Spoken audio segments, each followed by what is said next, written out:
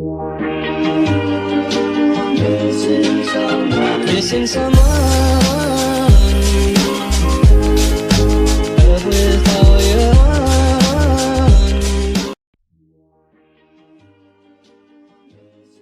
Halo semua, saya Amelia Safitri.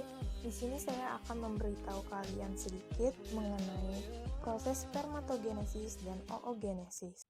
Kehamilan dapat terjadi ketika sel telur wanita bertemu dengan sel sperma pria yang keduanya sama-sama telah dewasa atau telah matang. Sebelum keduanya dilepaskan untuk mengalami pembuahan, keduanya harus melalui proses pembentukan dan pematangan. Nah, proses inilah yang disebut dengan spermatogenesis dan oogenesis. Dalam istilah medis, spermatogenesis merupakan proses produksi dan perkembangan sel sperma di dalam testis pada pria. Sedangkan proses produksi dan perkembangan sel telur wanita disebut dengan oogenesis. Kedua proses ini dinamakan gametogenesis. Yang pertama, spermatogenesis.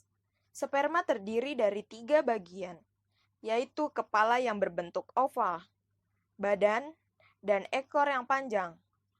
Kepala berisi materi genetik atau gen, sedangkan ekor digunakan untuk bergerak. Panjang sperma dari kepala hingga ekor rata-rata 0,05 mm.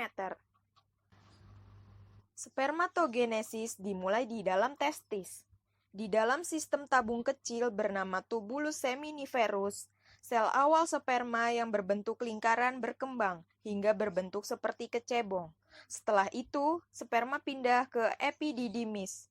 Dari tubulus seminiferus ke epididymis membutuhkan waktu 4-6 minggu. Dari epididymis, sperma bergerak lagi ke vas deferens untuk bercampur dengan air mani. Ketika ejakulasi, sperma yang dilepaskan oleh pria berjumlah hampir 100 juta. Namun hanya dibutuhkan 1 sperma untuk membuahi sel telur hingga berkembang menjadi janin dan anak.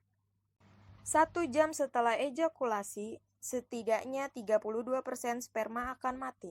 Tetapi jika berada di dalam tubuh wanita, sperma bisa hidup hingga 5 hari.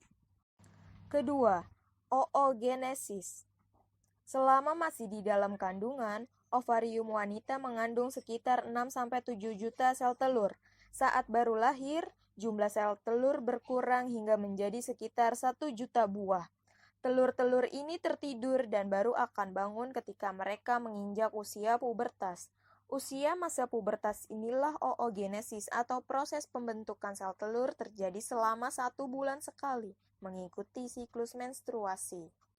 Menjelang akhir pubertas, telur-telur yang sudah matang tersebut akan dilepaskan oleh indung telur ke saluran telur atau tuba falopi kira-kira sebulan sekali.